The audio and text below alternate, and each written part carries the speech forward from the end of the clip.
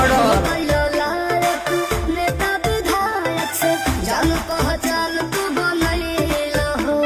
तो सुन हम सही लोगन के न खास भइनी अच्छा। ढेर बदमाशन के बस कइनी